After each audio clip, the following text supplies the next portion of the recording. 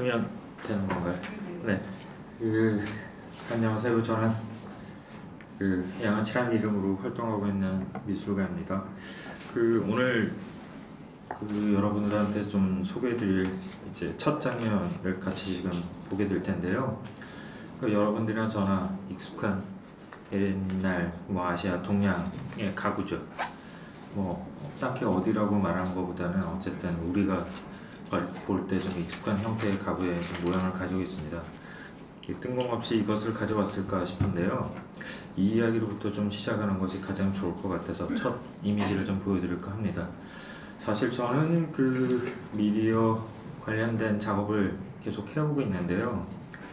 웹으로부터 시작을 하기도 하고 최근에는 영상 설치, 기타 등등의 작업을 이제 계속 더듬어가면서 작업을 하고 있는데 작년에 아시아 문화 전당이라는 게 이제 지금도 있죠. 개관을 앞두고 일부는 개관을 했습니다만 거기에 이제 창조원이 있는데 거기 미디어관 관련된 프로젝트를 제가 맡게 됐었죠, 당시에. 그러면서 이제 지금은 이제 사퇴하셨지만 이제 이영철 선생님이 미디어 관련돼서 어떤 이야기를 좀 했으면 좋겠다 해서 미팅을 좀 자주 했습니다. 자주 하던 가운데 이영철 선생님이 고려하시는 여러 가지 큰 스펙트럼 안에 미디어를 어떻게 안착을 시켜야 되는 부담이 좀 아무래도 있지 않겠어요?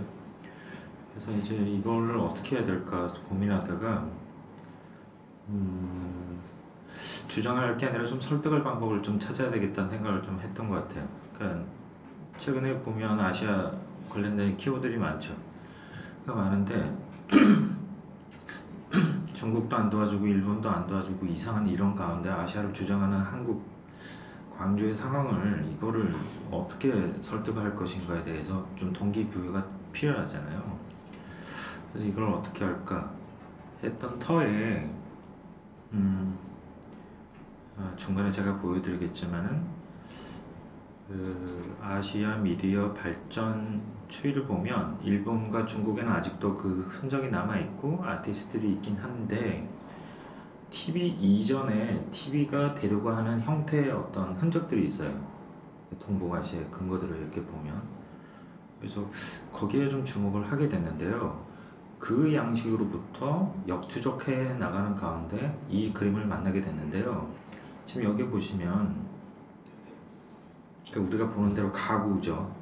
가구의 형태인데 가구 안에 이 모양들을 한번 보죠. 네모난 모양을 보면 크고 작고 옆으로 길게 혹은 하나였다가 두 개였다가 그죠? 여러 가지 모습들을 그냥 평면 상태인데도 많은 걸 발견할 수 있어요. 그러니까 스크린화해서 봤을 때 실제 그림이기도 하죠. 이렇게 곰곰이 보면 굉장히 많은 스크린이 있구나, 멀티하구나. 굉장히 멀티한 스크린을 지금 만나게 되는 겁니다. 이걸 통해서 다음 장면 한번 또 보게 되는데요. 고민을 하게 됐어요. 그러니까 이 가구의 측면을 봐도 그림이 있고 뒷면을 봐도 그림이 있고 그죠? 계속 스크린이 열리는 장면들을 만나게 되는데 그래서 보통은 이제 근대화 산업화 과정에 있어서 미디어 발전사, 특히 TV가 만들어지는 과정을 이렇게 추이를 보면 해상도 문제가 계속 일어나잖아요. 사이즈의 표준 사이즈의 싸움이 계속 일어납니다. 그 과정에 사라진 기업도 있고 아닌 기업들도 있지만 그 표준 과정에서 살아남은 기업들이 결국 우리의 스크린을 장악하게 되는 이 과정을 이제 보게 되는데 이 가구가 굉장히 주는 힌트가 많았어요. 이 가구의 문을 열면 더 멋있죠. 공간이 갑자기 확 열려버리는 거예요. 엄청나게 확 열려버리는 거예요. 이게 보통 일이 아닌 거예요. 크고 작은 스크린을 만나는데 측면과 뒷면을 보아도 아주 멋진데 심지어 열어서 스크린이 또 열리죠. 이 굉장한 저한테는 굉장한 장면이었어요. 이거 굉장히 흥미로운 장면이구나. 이걸 어떻게 하면 설득의 주요한 키로 쓸까 고민을 굉장히 많이 했던 그 장면입니다. 자, 그러는 가운데 이제 좀 근대화 산업화 최근에 이르기까지 뭐가 있었나 좀 이렇게 봤어요. 여기 보시면 맨 좌측 상단에 보면 320 곱하기 240서부터 6560, 2048 물론 지금은 더 크죠. 해상도가 굉장히 많은 우리가 보는 스크린에 그 사운드들이 있어 왔던 거죠. 계속 여기 보시면 여러분들이 익숙한 사이즈도 있고 그렇지도 않은 것도 있죠. 용량의 문제이기도 하고 아닌 경우도 있긴 하지만 뭐 디지털화 됐을 때는 용량이 아무래도 당연히 이제 언급이 되죠. 그 아래 보면 1메가, 2메가, 3메가 용량이 조금씩 늘어납니다. 그래서 생각을 해보게 되는 거죠. 이 문제를 직접적으로 연관시켜서 봐야 되겠다. 스크린의 문제, 우리가 보는 문제에 있어서 이 부분을 어떻게 접근할지 이제 본격적으로 이제 접근을 하게 됩니다. 차라리 이러는 거 찾게 되죠. 아무래도 설득을 하려면 과정이 필요하잖아요. 이게 도대체 인류가 하려고 하는 이 스크린에 왜 이런 짓을 할까 자료를 이렇게 찾아보면 여러분도 뭐 이런 이미지를 보셨겠지만 특히 그 엑스포와 같은 그런 뭔가 그죠? 인류가 우리의 삶을 보다 미래의 지향적인 뭔가를 나타낼 때 항상 이런 식으로 나타나죠. 디스플레이가 보시는 것처럼 마치 우리가 가상세계에 있는 듯한 장면을 구성하기 위해서 멀티한 스크린을 이렇게 디자인하는 사례들이 있죠. 종종 있습니다. 이제 이런 것들도 있고 이것도 재밌죠. 이제 조금 더 그죠? 조금 더 그 전통적인 가구에서 이제 거울이 보급이 되고 제법 거울이 비싸지 않은 가격대에 이제 진입을 하면서 가구가 거울을 만나게 되면서 또 다른 공간을 만나게 돼요. 앞서 제가 처음에 보여드렸던 그 가구의 그 엄청난 우주의 세계도 어마어마한데 심지어 거울을 붙였단 말이에요. 그럼 이건 더 대단한 거죠. 쌍방향으로 생각을 할 수도 있고 엄청난 일이 일어납니다. 그래서 이게 신기한 일이죠. 저 여기 이 가구의 상단 하단에 중하단에 보면 서랍도 있고 아래는 또 이불을 넣으라고 이렇게 되어 있는데 이런 장면들이 보여주는 이 이미지 스크린의 공간은 엄청나게 이제 우리 실생활에 많이 들어와 있었던 것 같아요. 저를 흥분시키게 하는 아주 중요한 이제 오브제가 됩니다. 뭐 지금은 많이 사라졌지만 저 어릴 때만 해도 할아버지 할머니 댁에 가보면 그 병풍은 비교적 이제 좀 누구나 할 수 있는 거지만 조금 더 사시는 그 분들에 보면 자개로 이렇게 병풍을 만든 집들이 있었어요. 그 보면 어릴 때 이걸 봐도 참 대단히 비싸고 멋지다는 생각을 할 수 있었던 그 오브제 같거든요. 근데 이거 스크린 기준에서 우리 같이 한번 생각해 보십시다. 이것도 엄청나죠. 펼치면 2D인데 2D가 아닌 형태로 그죠? 그림의 내용도 내용이지만 한 면 한 면 그리고 여기 보시면 네모 박스 주변에 테두리라고 보여주는 개별적인 이미지도 다 공존할 수 있으면서도 공간의 이 상태를 계속 유지시켜 줄 수 있는 스펙트럼을 계속 보여주고 있더라고요. 그래서 이 병풍의 형태도 굉장히 좀 좋았던 것 같아요. 저한테 뭔가 이렇게 불을 지를 수 있는 형태의 장면이기도 했습니다. 이거는 일본의 신문의 최초라고 불리우는 그 종이죠.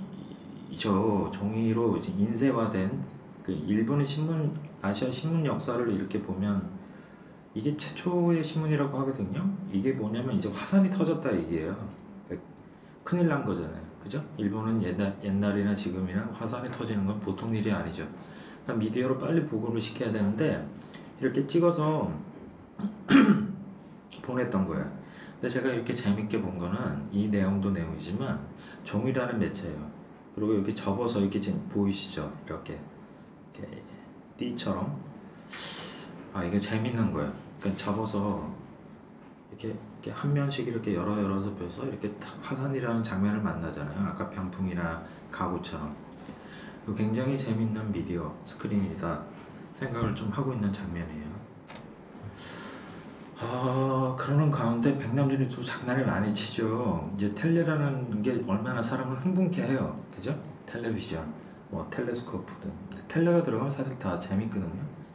근데 이제 아주 재밌게 장난을 잘 치는 것 같아요. 그죠? 마치 마치 이렇게 저 여인을 키스하는 것처럼 하지만은 이 눈은 우리를 보고 있는 이런 것도 좀 재밌고 되게 재밌는 장면입니다. 하여튼 서양 애들이 아시아를 바라보는 게 참 이게 껄렁해요. 수준이 좀 낮은데 이 중국인을 묘사하는 게 되게 불량해요. 아시아를, 그죠? 이 서양 사람이거든요. 이 서양 사람인데 저희 어릴 때는 이 배우가 되게 유명한 배우가지고 제가 이름을 잊어버렸는데 아시아를 묘사하는 그 얼굴이 저래요. 그리고 아시아인의 그 기괴한 모습을 거울을 통해서 이렇게 묘사해요. 되게 형편없죠. 그러니까 이런 모습이 양면성, 스크린, 거울 이런 등등을 이렇게 이제 점점 발전하게 됩니다. 제 생각이 아까 가구로부터. 그리고 이건 이제 일본 측에서 만든 건데 청일전쟁 장면이거든요. 그 청일전쟁 되게 스펙타클하죠. 손도 막 그죠? 과감하게 마치 영상 보는 것처럼 엄청납니다. 근데 두 화면이 분리되지 않고 계속 그죠? 유지가 되죠. 한 스크린인 것처럼 이해가 되죠. 그리고 이거 장면 한편 넘겨보면 마치 만화 보는 것처럼 영화 보는 것처럼 아주 그 흥미롭습니다. 이렇게 장면들을 이렇게 넘기면 예, 이런 장면이 있고요. 이거는 저기잖아요. 그 점 보는 거 저기 당사주인가요 이게? 이 옛날 집들은 이런 게 있었어요. 진짜 옛날 집. 그러니까 제가 정말로 꼬맹이 때 할머니 뭐 할아버지 댁에 가고 이런 게 있었거든요. 근데 옛날에 이게 뭔가 저는 이게 만화책인 줄 알았어요. 근데 점 보는 거. 색깔 예쁘죠? 되게 색깔이 예뻐요. 근데 이게 민간에서 만들다 보니 점쟁이들끼리 이제 서로 이렇게 옮겨서 그리고 이렇게 한 거예요. 그러니까 그림이 뭐 별것도 없는데 요즘 시선으로 봤을 땐 되게 재밌죠? 색도 물론 이제 번져서 좀 그렇긴 하지만 굉장히 좀 재밌어요.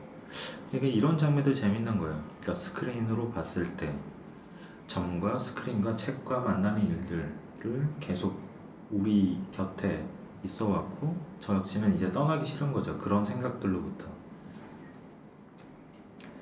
자, 그러는 가운데 이제 뭐 서구가 한 것 중에 뭐 1930년대 뉴욕 월드페어 기준을 이제 또 봅니다. 이런 일들을 많이 하죠. 이제 지금은 한국도 너무 이런 일을 잘해서 좀 다른 생각도 들지만 뭔가 미래가 대단할 것 같다는 이제 비전들을 많이 밝히잖아요. 그죠? 근데 그 에너지가 어마어마한 가운데 결국 이들이 선택한 건 사실 별거 없는 것 같은 거예요. 제가 봤을 땐 결국 스크린을 놓고 저렇게 고가도로와 고속도로가 어마어마하게 아름답고 시원하게 뚫리는 듯한 저 미래의 모습을 30년대에 저 많은 사람들이 이제 다 같이 봤다지만 실상은 그 스크린을 구성하는 그 조용성이나 방법론은 그닥 뭐 그렇게 별게 없다는 생각이 드는 거예요. 그러니까 스펙타클러만 보이지 그게 어떤 의미를 줄까 그런 고민한 장면이고요. 이게 좀 비슷한 시기 스위스에서 일어나는 이제 폐허인데요. 다각형으로 보이진 마치 가상세계, 우리가 숲속에 있는 듯한 그런 장면을 보여주고 있는데요. 지금도 다를 게 없죠. 지금도 폐허에 가보면 다 이런 장면들을 우리는 볼 수 있습니다. 자, 그러던 가운데 이제 아까 처음에 제가 말씀드린 광주 이제 그 아시아 문화전당 창조원 일을 하면서 그러니까 자기 설득이 필요하잖아요. 그러니까 도대체 스크린을 어떻게 봐야지? 라는 거에 시작을 저는 운물로 사실은 시작을 했었거든요. 그러니까 스크린이 동기부여가 될 수 있는 감정의 최적의 출발은 뭐였을까 생각을 해보니까 저는 운물이 가장 센 것 같아요. 그러니까 그 왜 세냐면 되게 보면 그렇지 않나요? 운물이라는 거 보면 그 마을 공동체의 중심이기도 하고 보통 또 되게 서글픈 이야기들이 많잖아요. 뭐 여인이 집에서 힘든 일을 토로로 하는 장소이기도 하고 감정이 우울해지고 막 극단을 올라오면 여기서 뛰어내리기도 하고 굉장히 재밌는 장소예요. 제가 봤을 땐. 근데 여기서 비춰진 자기 모습을 보면서 어떤 마음의 이렇게 인터랙션? 이 과정이 저한테는 굉장히 흥미로운 장면인데요. 저는 계속 주장을 해요. 우리의 스크린은 우물로부터 시작을 해야 된다. 저는 계속 주장을 하고 있는 상태고요. 그 설득의 과정을 아시아문화전당에서는 어떻게 제가 전달했냐면, 거기서 이제 둥글 이론을 계속 얘기했었거든요. 둥글 이론 재밌잖아요. 미디어에서 얘기하기 늘상 등장하는데 뭐 그렇죠. 그림자에서 우린 그런 존재야. 그러니까 알겠는데, 저는 이제 다음 단계를 얘기하고 싶을 때 둥글에서 좀 나갈 수 있는 방법을 얘기하고 싶을 때 늑대밖에 없겠더라고요. 그러니까 최대한 괴수의 모습으로 나가서 거울을 부셔버리고 뛰쳐나가는 방법. 우물에 돌을 던져서 자기 모습을 완전히 일그러뜨리는 그런 방법들을 도출해보지 않고서는 도저히 이 미디어를, 이 지금 서구가 주는 이 미디어 생각론에서 벗어날 수 없다는 생각을 계속 했던 것 같아요. 그래서 마련된 이미지고요. 이거 재밌습니다. 이게 뭘 것 같아요?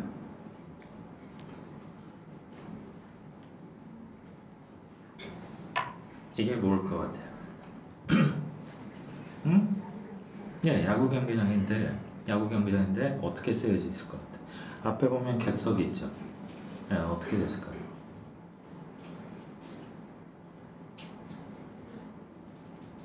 이게 재밌는 게요.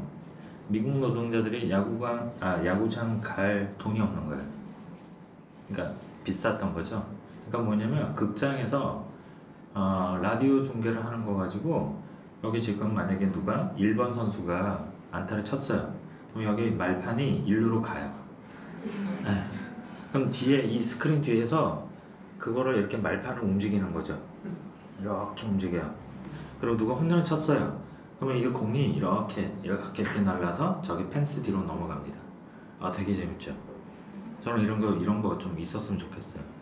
야구장보다 이거 더 가고 싶지 않아요? 백남준 아트센터에서 한번 해요. 네? 우리 야구 좀 안 보지 않나요? 그죠? 제안 드릴게요. 백남준 아트센터에서.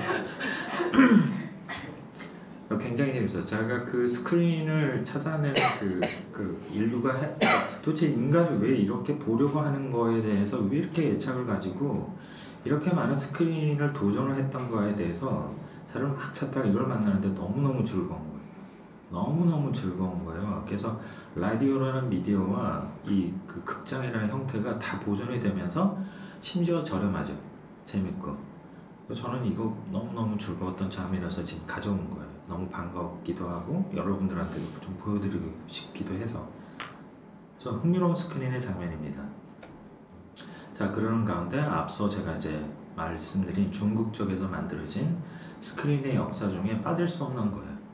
그 이제 뭐 서구식으로 하면 핍쇼, 그러니까 들여다보는 이제 형태의 이제 기구인데요.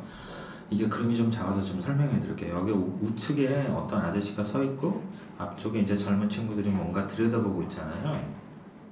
들여다보고 있는 게 이게 약간 렌즈처럼 돼 있는 그 유리입니다. 들여다보면 뭐가 보이냐면 이제 안에 이제 빛 처리를 해서 그 뭘 볼 수 있냐면 이 박스에 보면 이렇게 기역자 형태로 위에 뭐 캔버스 같은 게 보이죠. 이게 중국 전통 그림이 내려와요. 이 아저씨가 이렇게 조작을 하면. 그러니까 애니메이션처럼 하면 된다고 생각하시면 돼요. 뭐 홍길동이 등장했어요 하면 홍길동 장면을 내리고요. 그 다음에 홍길동이 뭐 호구형을 하는 장면이에요 하면 그 장면이 내려오는 거예요. 그럼 홍길동이 나라를 세웠네요 해서 마지막 부분이 내려오겠죠. 이제 그걸 보면서 보는 일종의 TV이자 극장이자 애니메이션인 거예요. 너무 즐겁죠. 그죠? 근데 중국은 이거를 박물관에 갖다 놓고 더 이상 하지 않고 중간중간에 우리로 치면 동대문 아저씨를 보여주는 묘기 수준으로 지금 이미 그 정도밖에 안 돼 있어요. 그러니까 안타까운 그 장면인데 즐겁지 않아요? 막 아시아에 이상한 자부심도 저는 생겼었어요. 심지어. 그렇지. 우리도 있었다. 이게 인간이 어떻게 미디어 근대화 산업화에 있어서 너희들만 생각하는 그런 방식이 아니라 우리도 보는 방식이 왜 없었나에 대해서 찾게 되는 거죠. 그러니까 자기 동기부여가 되게 필요했던데 이 장면 되게 재밌었어요. 그리고 이 아저씨들의 장면이 저는 너무 정말 멋졌는데 창도하고요, 묘기도 부르고 그 특수 효과음 같은 걸 내요. 뭐 홍길동이 구름을 탄다 하면 휙 이렇게 하겠죠? 그러니까 그걸 하는 거예요. 꽹가리도 치고 뭐 이렇게 하겠죠? 굉장한 장면은 아니에요. 우리 뭐 농담이지만 김남수 선생님이 이런 일에 좀 동참해 주셨으면 좋겠어요. 책임이 있다고 저는 봅니다. 자, 그 다음 일본 측입니다. 이제 그림극장이라고 하는데요. 저 어릴 때 저는 봤어요. 제 진짜 꼬맹이 때 동네에 이렇게 저는 그게 뭔가 했더니 이거였던 거예요. 아저씨들이 자전거에다가 그림판을 들고 다녀요. 그래서 여기 보면 상단에 그 글자와 함께 있는 작은 극장처럼 보이죠. 저게 그림을 빼는 형식이에요. 그림을 빼서 마찬가지로 홍길동이 등장하고 뭐 이렇게 기승전결을 맺어서 떠나는 장면에 이르기까지 이분이 또 북도 두들기고 소리도 내고 이런 기타 등등 일을 하는 거예요. 그런데 일본은 살아남았어요. 이게 지금도 협회가 있고요. 아티스트가 있어요. 그래서 최신 버전은 아이패드로 해요. 재밌죠? 그러니까 일본 아이들은 인정해줘야 돼. 네, 근데 우리는 없어요. 그래서 이 기억을 좀 더듬어서 제가 봤던 거는 무슨 내용인지는 기억이 안 나는데 이 형식은 기억이 남고요. 아저씨가 무료 공연이에요. 근데 뭘 하냐면 과자를 팔아요. 사 먹는 거예요. 사 먹으면 그 공연을 볼 수 있게끔. 너무 귀한 자료라고 저는 생각이 들고 있고요. 이거는 백남준 아트센터에서 좀 추진을 해보세요. 왜 이런 일을 안 하세요? 하셔야 돼요. 응? 그죠? 최근 이렇게 활동하시는 분들, 황금박쥐 아저씨들, 그죠? 그리고 이건 개그맨도예요. 일본 개그맨들이 방송에 나와서 이런 걸로 자기 개그 쇼를 해요. 근데 일본이 참 영리한 게 이런 거를 가지고 지금 보면 이름을 잊어버렸네. 일본 만화 작가인데 이름은 기억이 안 나니까 그냥 넘어가고, 일본 초기 1세대 만화 작가들 대부분 이걸 거쳤어요. 그러니까 이게 그럴 수밖에 없잖아요. 그림판에 그림을 그리다 보니까 먹고 살아야 되니까 이거를 그림을 제공하고 판매하거나 유통을 시키는 일들을 초기에 했었어요. 그러고 난 다음에 TV의 등장으로 어마어마하게 성공들을 하시는 거예요. 그죠? 복제가 이루어져야 되니까 이걸 그리는 사람이 누굴까 했더니 이런 사람들이었던 거예요. 엄청나게 나가게 됩니다. 자, 그리고 겐지로라는 사람이 있는데요. 하여튼 이런 거는 좀 어쩔 수 없이 뭐 식민지다 어쨌다지만은 정확하게 볼 건 좀 볼 필요가 있는 것 같아요. 기계식 TV가 있고 전자식이 있죠. 전자식 TV의 최초의 이제 발명가인데요. 이 동그란 모니터에다가 이게 이자인가요? 이자를 이렇게 쏘는 거에 성공했거든요. 저는 이게 되게 재밌는 것 같아요. 조금 이따 보여드리겠지만 되게 재밌는 장면인데, 지금 이렇게 박물관이 이렇게 있거든요. 유닛이 지금 가운데 있는 거고, 최종 결과물이 저렇게 나오는 형식이죠. 되게 근사한 것 같아요. 그죠? 근데 이분 재밌어요. 무덤 갈 때까지 이렇고. 무덤도 되게 스크린 같지 않아요? 그죠? 이분 되게 재밌는 분 같아요. 그러니까 이렇게 좀 죽는 게 좀 괜찮은 것 같아요. 예, 기계식이 있고 전자식이 있죠. 그죠? 위에 기계식, 그러니까 기계식이란 게 별거 없어요. 그러니까 여기 보면 구멍 보이시죠? 원판에. 빛을 쏴가지고, 이렇게 순간순간 이렇게 쏴가지고, 이제 이렇게 화상을 만들겠다는 얘기거든요. 정이 가는 건 물론 기계식이긴 합니다. 자, 근데 이게 전자식인데요. 이게 최초의 전자식의 장면이에요. 여기 보면 왼쪽 것이 이제 이 재밌는 건데, 여기 달러 표시 있죠. 이게 펀딩 받으려고 이랬대요. 이 발명가가 이게 뭔지를 알겠어요. 투자자들이 뭘 만들었는데 기계식에서 전자식 TV라고 하니까 이게 뭔지를 모르잖아요. 그러니까 고생을 많이 했는데 이 사람의 아이디어가 달러 표시를 해서 보여주면 투자들이 할 것이다. 근데 엄청나게 투자를 했던 거예요. 확실하잖아요. 돈이 보이구나. TV에 최초로 돈이 보이는 장면을 보게 된 거예요. 굉장하지 않아요? 저는 굉장하다고 생각하거든요. 만약에 우리가 지금 시대의 기준에서 한번 생각해 봅시다. 누군가가 하늘에다가 막 어마어마한 크기로 달러를 막 이렇게 쐈다고 쳐요. 그럼 투자자가 안 할까요? 광고로 치거나 뭘 생각해봐요. 그죠? 그 정도로 충격이었을 거라고 봅니다. 근데 우측을 보면 이 사람이 당시에 뭐 만들 게 없었잖아요. 그 재료들이 그 과학 시간에 쓰는 그 기구 있죠. 그걸로 대치를 한 거예요 처음에. 그거에 아이디어를 내 가지고 여기에 쏘면 형광물질에다가 빛을 쏘면 망이 잡히겠구나 해가지고 이렇게 시작을 한 거예요. 그래서 동그랗게 됐던 거예요. 아까 일본 그 TV도 마찬가지고. 재밌죠?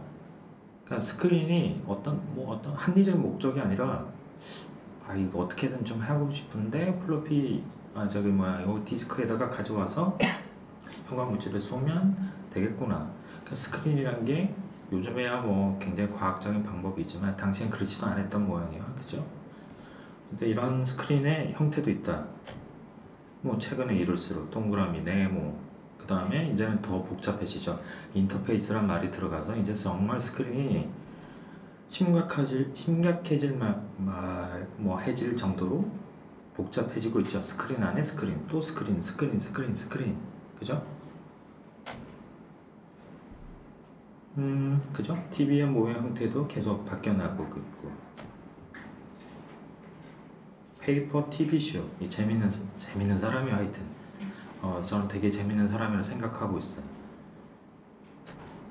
그리고 저는 이 장면은 정말 멋있다고 생각하고 있어요. 스크린에서 화면을 직접적으로 장난을 쳐서 왜곡을 시키는 장면은 그거는 엄청났을 것 같은 거예요. 가만히 생각해보죠. 지금까지 가구에서부터 지금 제가 부르는 이미지를 한번 생각해봐요. 스크린 안에 왜곡을 만들어내는 장면은 단 한 번도 없었거든요. 머리로만 상상하거나, 그죠? 근데 백남주는 그 일을 해냈다는 거예요. 근데 이게 대단하다를 떠나서 작가들 입장에서는 얼마나 큰 흥분을 줬을까 하는 생각을 하게 되는 거예요. 동기부여가 뜨거운 열이 아마 엄청나게 들어왔을 것 같은 거예요. 그래서 저는 이 장면 굉장히 좋아합니다. 자, 그리고 인류가 만들어낸 여러 가지 일들 중에 백남준이 기고도 했지만 레디컬 소프트웨어라는 어떤 그 커뮤니티자 잡지의 형태, TV를 어떻게 보자, 미디어를 어떻게 보자, 아티스트나 이렇게 약간 해커처럼 비디오 프릭스 이 지금 보시는 거는 이제 그런 건데, 직접적으로 TV가 개인으로 갔을 때 공공자원이 아니라 공동의 자원으로 보는 게 아니라 개인과 커뮤니티로 돌아갔을 때 TV와 미디어는 어떤 일을 할 수 있을까, 이런 일들이 굉장히 흥미롭죠. 그리고 게임도 이 되게 흥미로운 거는 당시에 이 비디오 프릭스와 같은 일종의 지금은 해킹 그룹이죠. TV 스크린 해커 그룹이라고 볼 수 있는데, 당시에 또 게임이 발전을 하는 교차 지점에 있죠. 그 교차 지점에 있어서 이 스크린을 바라보는 방식이 산업화 쪽으로 가는 경우도 있고, 이제 아트웍으로 가는 쪽이 이제 발생을 하게 되는 거죠. 스크린을 바라보는 형식으로. 근데 이제 이 장면을 다시 돌아갑니다. 백남준의 이 아주 훌륭한 작업, 저는 굉장히 좋아하는 작업인데, 굉장히 멀티하고 아까 처음에 봤던 가구 이미지처럼 저는 다가와요. 거울이든 생각의 어떤 감정의 교류의 장면이든 왜곡이든 어떤 각종 인류가 만드는 각종 그 스크린의 형상을 총집합한 모습 같은 거예요. 그래서 이 모습과 이 모습이 뭐가 다르냐는 거예요. 제가 봤을 땐 곰곰이 보면 다를 게 없다는 생각이 좀 드는 거예요. 그래서 저는 이거를 광주로부터 여기까지 오는데 이거 설득하는데 시간을 다 썼던 거예요. 그러니까 내가 동기부여가 안 되는데 누굴 설득을 하겠어요, 그죠? 그래서 이 장면을 본 게 백남준 작가님도 이걸 연상하셨는지는 모르겠는데 저는 연상이 되더라고요. 저는 연상이 되고 이 부분을 본격적으로 내가 연구를 해야 되겠다는 차에 창조원에서 잘리게 됩니다. 잘리게 돼요. 되게 재밌죠. 한국은 되게 웃겨요, 그죠? 여러분들이 한국은 기묘한 기회들이 많이 생겨요, 그죠? 뭔가 이렇게 가슴 부푸는 기회들이 종종 나타나잖아요, 말도 안 되게. 근데 또 말도 안 되게 또 사라지죠. 이 부분에 아마 하실 말씀이 많으실 것 같은데 굉장히 허무했어요. 작가로서 그 부분을 정말로 개척해내고 싶었거든요. 스크린으로 이 최소한 아시아 전체는 어렵더라도 동북아시아의 중심으로 할 수 있는 우리 본다란 문제에 대해서 식민지다 탈식민지다 그런 것도 너무너무 스트레스 쌓이고요. 그게 지금 중요한 게 아니라 관통하는 어떤 그 궤적을 하나 열고 싶었거든요. 그게 이제 탁 정리가 되는 바람에 좀 회의감이 확 오더라고요. 그래서 이제 헤매던 과정에 아까운 상태의 어떤 그 폴더 하나에 아주 엄청난 자료가 어마어마하게 있었는데 이제 백남준 아트센터에 연락이 온 거예요. 이러이러한 계획이 있는데 본다는 문제에 있어서 당신이 생각하는 게 있으면 발표를 해보는 게 어떻겠느냐. 그래서 좀 비슷한 레이어에 있다라는 생각을 좀 해서 이걸 그러면 정통한 방법으로는 살릴 수는 없겠지만 격가지로 하나는 낼 수 있겠다는 생각을 했던 거예요.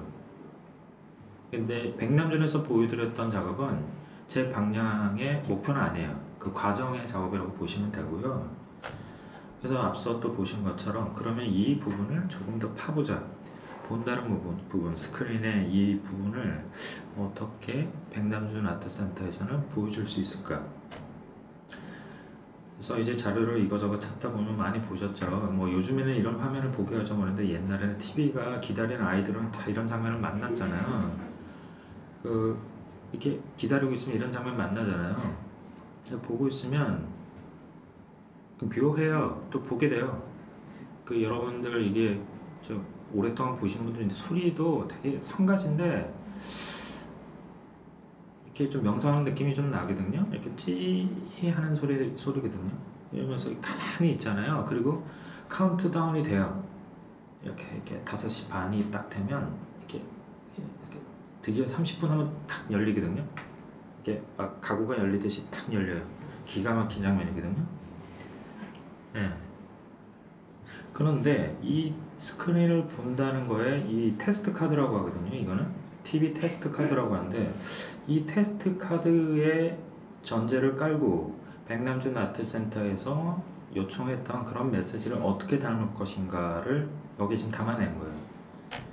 그래서 여러 TV 테스트 카드를 동원하고 최근에 3D 테스트 카드도 있죠.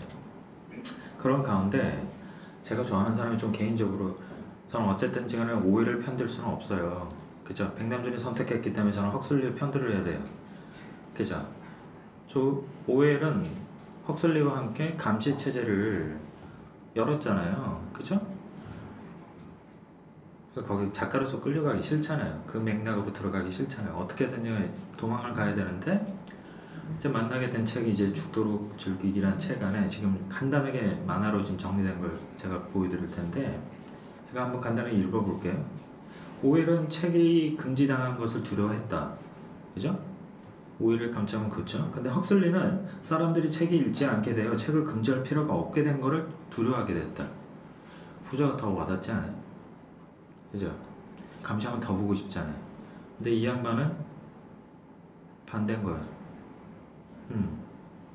두 번째, 오웰은 정보를 차단한 걸 두려워했지만 헉슬리는 우리에게 정보가 너무 많이 주어져서 소극적이고 자기중심적인 사람이 되는 것을 두려워했다. 이게 더 무섭죠. 그리고 오웰은 진실이 은닉될 것을 두려워하였지만 헉슬리는 쓸모없는 정보의 바다에 수몰되는 것을 두려워했다.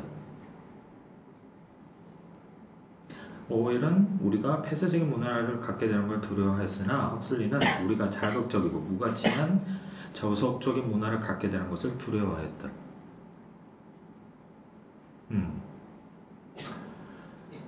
1984에서 사람들은 고통의 지배를 받지만 멋진 신세계에서는 사람들은 쾌락의 지배를 받는다.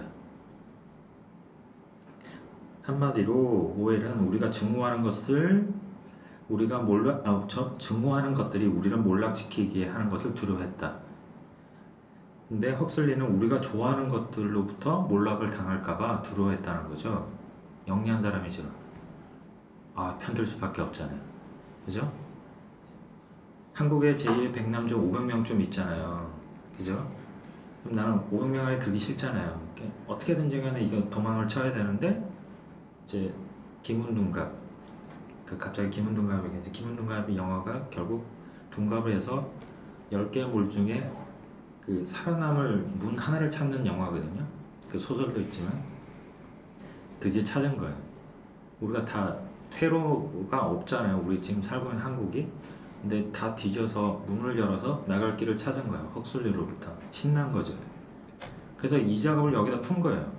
그래서 보시면 스크린과 불필요한 정보가 계속 등장해요. 우리 눈을 방해시키는 이미지들을 계속 등장을 시키는 거예요. 작업을 보시면. 그래서 쓸모없는 정보들을 계속 나열을 시키고 정확하게 우리가 보려고 하는 거를 흐리게 되고요. 그리고 사운드가 듣다 보면 꽤 그럴싸해요. 환각적으로 좀 들리거든요. 저는 그래요. 이렇게 그 공간에 가서 보시면 꽤 이렇게 계속 보다 보면 이렇게 보게 돼요. 그러니까 그 상태가 돼요. 근데 감정이 저도 그렇고 제 그 오신 분들한테 여쭤보니 내가 뭘 본 건지는 모르겠지만 계속 보게 된대요. 뭘 본 건지는 모르겠지만 계속 보게 된다. 그럼 사실 거기에 아주 정확하거든요. 헉슬리의 관점과 제가 목표로 했던 작업의 방향이 정확하게 관객들한테 전달된 것 같더라고요. 그런 장면들이고 이거 좀 재밌거든요. 혹시 보신 분들 보는데 이게 문어가 걸어가는 장면이거든요. 바닷가에서 이렇게 걸어갈 수 있잖아요. 근데 이게 앞에 스크린이 계속 방해를 해요. 되게 재밌는 장면이거든요. 이런 것들. 왜 이렇게 문어가 걸어가는 거에 우리는 왜 보려고 하지? 그죠? 뭐 그럴 수 있잖아요. 그게 중요한 게 아닌데 문어가 걸어가는 게 왜 그렇게 중요할까? 헉슬리가 말한 대로 맞는 거야. 이렇게 한심한 인간이 돼가고 있는 게 좀 이상한 거예요. 이런 장면들도 얹어보기도 하고요. 그리고 이제 반대편에 있는 장면은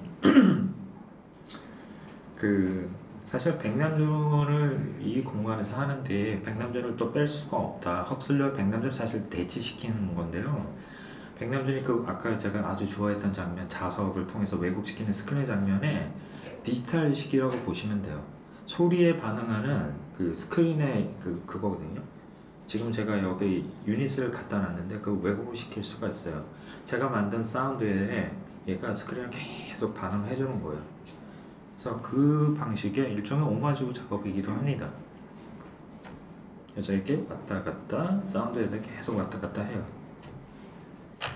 자, 그래서 이제 마지막 페이지인데요. 그래서 이제 제목이 좀 깁니다. 어느 순간인가 자꾸 큐레이터들이 제목을 짧게 해달라는 게 있거든요. 되게 싫어요. 그 결론이 뭐냐면 인쇄하기 힘들다는 얘기고요. 되게 이상한 장면들이 좀 있거든요. 싫어요. 그냥 싫어요. 그냥 저는 그리고 스테이트먼트가 이거거든요. 저는 제목이 스테이트먼트예요. 그냥 뭐 할 말도 없는데 제목을 따로 쓸 필요도 없고 저는 효과적이라고 봐요. 제가 할 말이 그냥 제목이라고 보고 있기 때문에 이렇게 좀 길지만 이렇게 담아냈어요. 근데 여기 보시면 74년에 있고 그렇죠. 74, 98, 86, 87, 88, 99, 79, 다시 2012.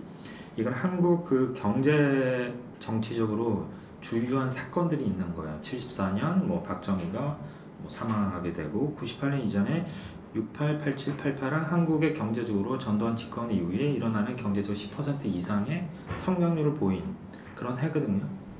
그리고 2012년 이명박 정부가 끝나고 이제 박근혜 정부가 열리기 직전에 근데 제가 봤을 때 되게 불쌍한 거예요. 모텔에서 창밖을 그러니까 호텔도 아니고 부유한 우린 공간이 있지 않았잖아요. 되게 이렇게 고즈넉한 모텔에서 창밖을 바라보는 그런 느낌 같은 거예요. 그렇게 해서 만들어진 제목이고 그렇습니다. 그래서 16분 20초 정도로 마무리가 된 작업이고요. 반대편은 조금 더 짧긴 하지만 반복되는데 한 10여 분 되는 것 같아요. 그래서 그렇게 만들어진 작업이고요. 제가 전달할 얘기는 대략 이렇게 해서 마무리하겠습니다. 네.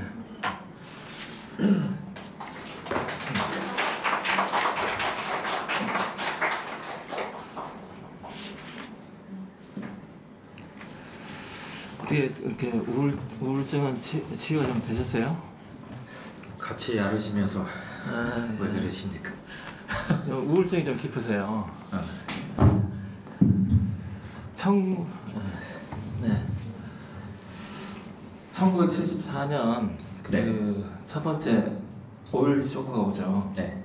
그래서 백남준이 그 TV 부처 이런 걸 만들잖아요. 그리고 뭐 TV 정원도 만들고, 뭐 TV 침대, 뭐 TV 안경, 수많은 이제 TV가 들어가는 그 인스톨레이션을 만드는데, 정확하게 얘기를 하면 진짜 사이버네이티드 된 삶을 위한 가제 도구죠. 그리고 거기 이제 쓴 그 내용 중에 보면 그런 게 있죠. 사이버네이티드 된 삶을 위해서 반드시 사이버네틱스가 필요한 것은 아니다, 이렇게 나와요.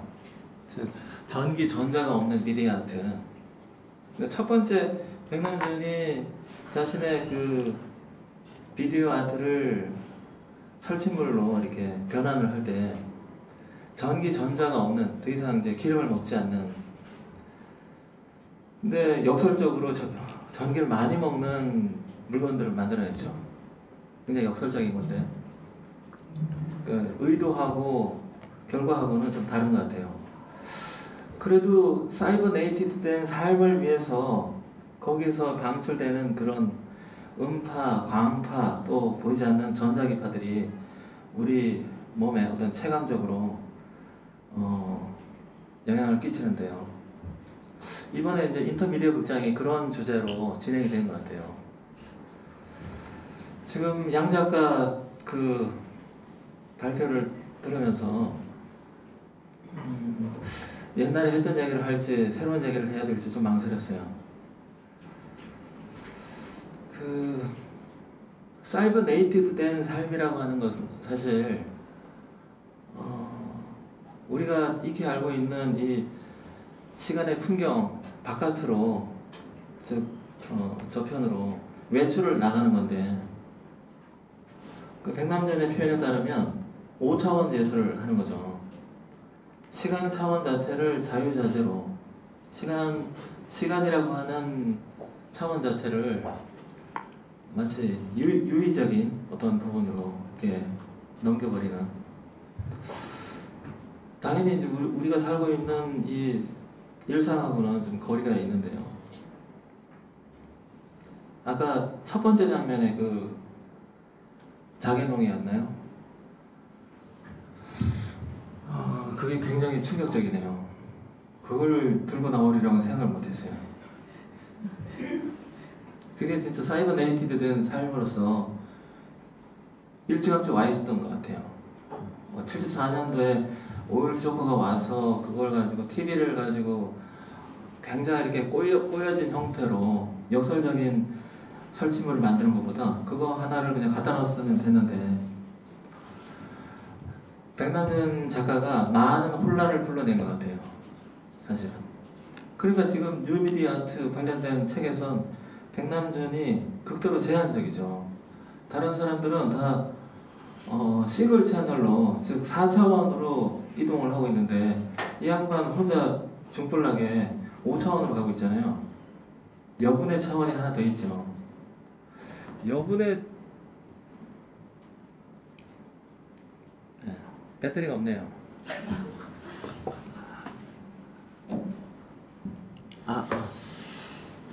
그 마이크를 주셔야 되겠네. 이거요? 네. 주세요. 네. 전기 전자가 없으면 좋겠는데.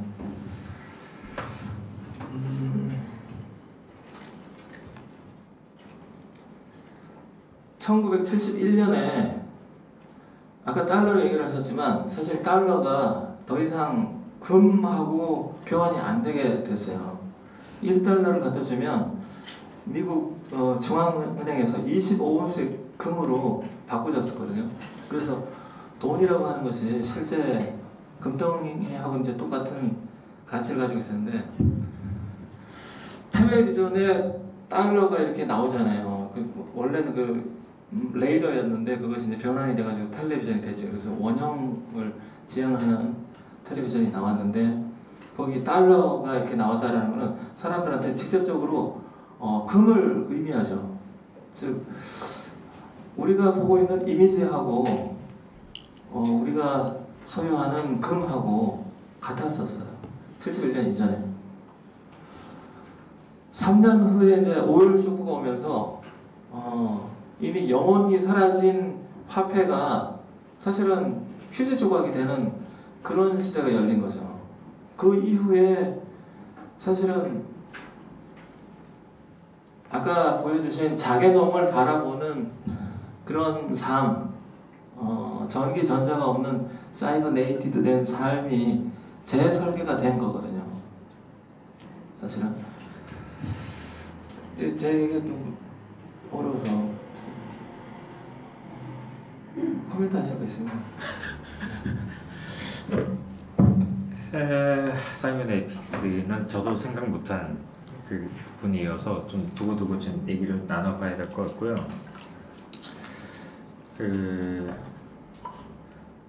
조금 아까 그 얘기했던 거예요. 이제 전기전자 부분은 제가 개인적으로 굉장히 관심이 많은 그 주제입니다.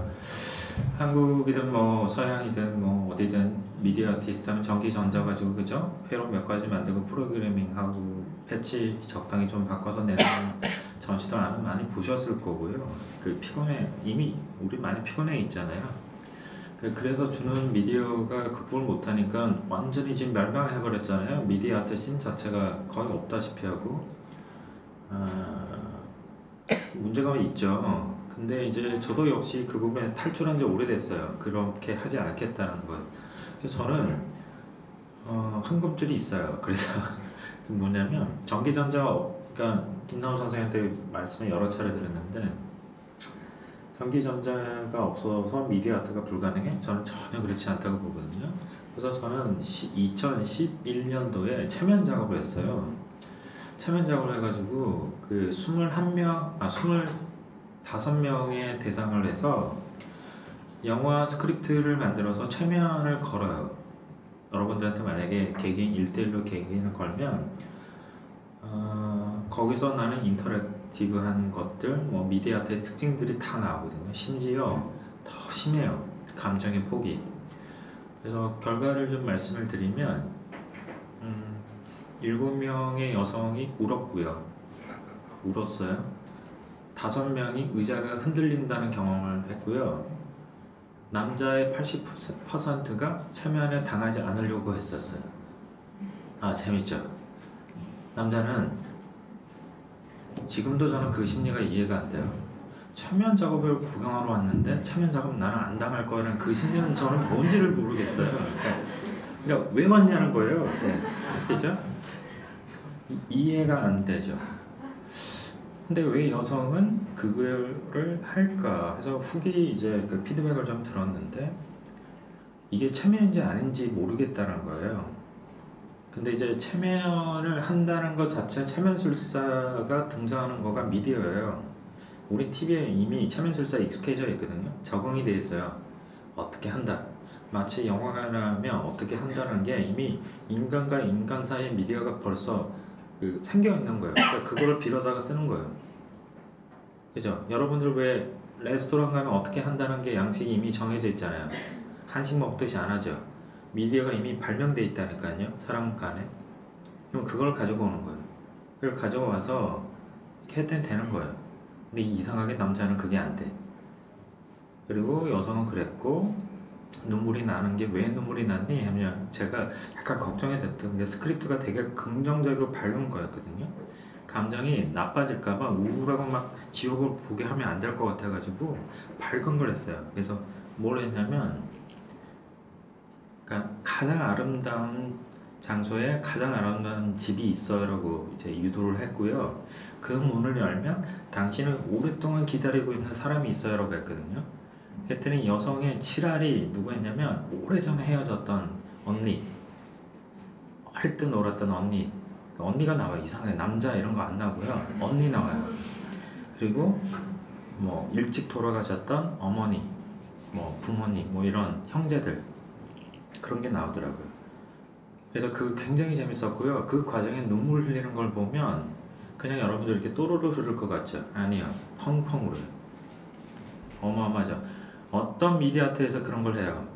그래서 저는 괜찮다니까요. 근데 모를 뿐이에요. 사람들이 모를 뿐이에요. 왜 이건 복제할 수 없잖아요.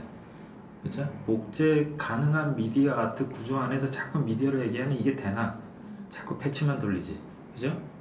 문제가 있는 거예요. 이게 좀 백남전자센터 주목해주세요. 주목해야 됩니다. 네. 그리고 하나 더 에피소드를 들려드리면 60 가까이 된 아주머니 할머니 같은 분이 있었는데 이게 재밌었어요. 그러니까 내용이 그러니까 젊은 여자분들 같은 경우는 예쁜 집 하니까 아주 언덕이 예쁜 뭐 잔디에 예쁜 그냥 이런 집을 묘사를 해요. 근데 그분은 아주 예쁜 언덕에 잔디가 있는 것까지는 똑같아. 근데 아주 예쁜 기와집이 있대요. 재밌죠? 그러니까 저는 거기에서 이제 뭘 발견했냐면 미디어 아티스트라는 거를 보자고요. 현대미술 갤러리 안에서 봤을 때 1대 다수의 관객이죠. 스크린이 하나인데 멀티한 관객이 그 많은 관객이 이게 본다고 생각을 해보자고요. 근데 최면은 반대예요. 작가가 개별의 스크린으로 들어가줘야 되거든요. 그죠? 그리고 여러분들끼리도 안 통해요. 근데 이 엄청난 이 좋은 작업이 있는데 백남준 아트센터 주목해 주시고요. 이 얘기는 전기전자 때문에 아까 김영환 선생님의 코멘트를 좀 빌어서 말씀을 드렸어요. 지금 양 작가 그 제목을 이렇게 보시면 시간대가 이렇게 있잖아요. 시간대가 공존할 수 없는 시간대가 그냥 이렇게 동시성으로 이렇게 쭉 있어요. 연결될 수 없는 문장들이 쭉 발명을 하고 퇴근을 한다. 기차를 타고 어디 내려서 바라본다. 이거 우리가 생각하는 건 공간적인 차원이죠. 항상. 근데 공간적인 차원에 우리가 살고 있다는 건 3차원인데 시간적인 차원을 우리가 느끼잖아요. 때때로. 근데 그 시간적인 차원이 상대화되어 가지고 저런 식으로 마치 어떤 74년의 사무실 공간을 빌었지만 어떤 시간대를 공간적인 은유로서 이렇게 배치를 하고 그 시간대를 쭉 꿰을 수 있다면 아까 말씀하신 어떤 환각이라든가 체면은 그걸 실현시키는 하나의 어떤 미디어죠.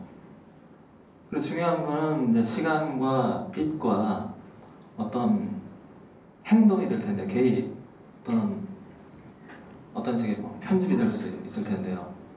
그것이 어떻게 만나는가에 아주 주목을 하게 됩니다. 그래서 이걸 주관적인 몽상이라고 생각하시면 안 될 것 같아요. 그러니까 이게 어떤 문학적인 차원에서의 실체의 은유, 어떤 서브스턴스를 가지고 있지만 그냥 메타포 차원이라고 생각을 하신다면 그건 그냥 상상적인 형태에 지나지 않는 거죠. 근데 저는 지금 느끼는 것이 어떤 거냐면 굉장히 감각적이라는 거거든요. 이걸 지각할 수 있다라고.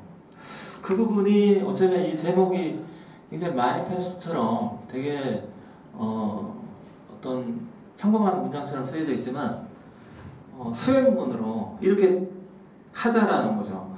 왜 그런 생각을 하게 됐냐면 양아치 작가를 좀 이해해 보려고 저도 노력을 했어요. 굉장히 어렵더라고요. 난해하기 그지없는데요. 백 선생님은 쉬워요. 네. 양 작가가 난해함으로는 조금 더 앞서가는 것 같은데 이상 시집을 읽게 됐어요.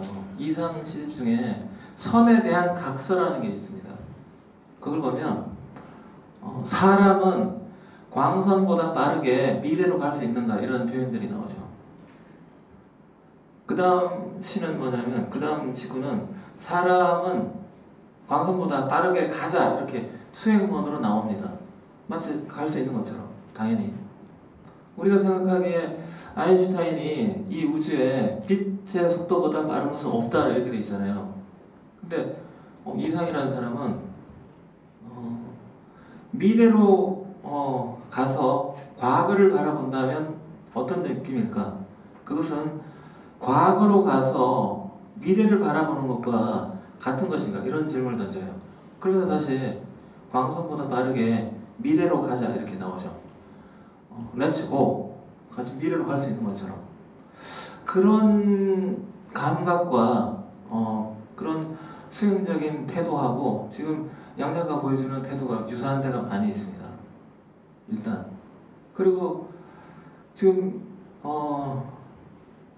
항상 어떤 이렇게 지무적인 기호들이 있어요. 양 작가가 사용하는. 일단은 아까도 보셨지만 화면상에서 2차원 평면에서는 면적 대비로 2 곱하기 2라면 그 다음에는 이게 대각선 방향으로 이게 면적이 2배인 걸로 그 다음 또 2배인 걸로 이렇게 되죠. 제곱. 우리가 알고 있는 제곱으로 면적이 드러나죠. 근데 실제로는 이것이 시공이라면 항상 거듭 제곱이에요. 거듭. 제곱의 제곱인 거죠. 그 부분이 아주 중요합니다. 시공간일 경우는 거듭 제곱. 그걸 소위 멱이라고 하거든요. 멱. 옛날에 수학을 배우신 분들은 멱함수 또는 멱집합이라는 것을 연상하시면 좋을 것 같아요. 그럴 때는 빛이 뭉쳐져 있거나 삼광의 형태로 뭉쳐져 있어요. 어디로 폭발할지 모르는 식으로 이렇게 응집이 되어 있거나 아니면 우묵한 공간에서 검은 빛을 띈다고 해요. 검은 빛. 아주 역설적인 표현인데 저쪽에 이제 설치장에서 보시면 고양이 눈이 섬광으로 이렇게 막 빛을 내고 뒤쪽에는 비둘기로 짐작이 되는데요. 비둘기가 검은 눈동자로 뭔가를 이렇게 응시를 하고 있어요. 마치 우리 신경이 떨리는 것처럼 이렇게 진동하고 있는 그리고 위에 있는 인형의 다리처럼 다리가 트위스트를 주고 있는 거죠.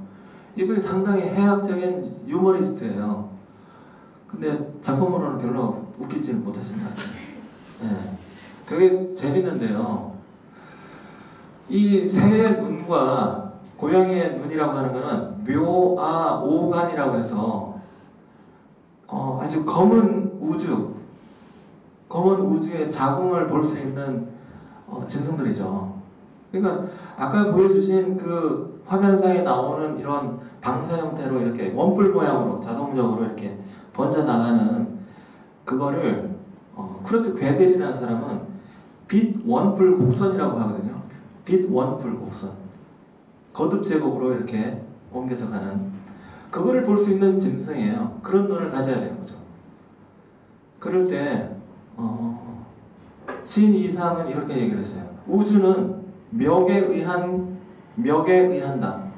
거듭 제곱을 또 거듭 제곱으로 하는 거예요. 그래서 수많은 스크린들이 난사된 것처럼 중첩이 되어 있어요. 아까 보여주신 이미지에서도 자료로 관심 있어 하시는 주제로도 그렇고 저쪽에도 마찬가지입니다. 왜 그렇게 많은 소형 스크린들이 필요하며 그들이 어떤 결합술로서 그러니까 시간의 결합술이죠.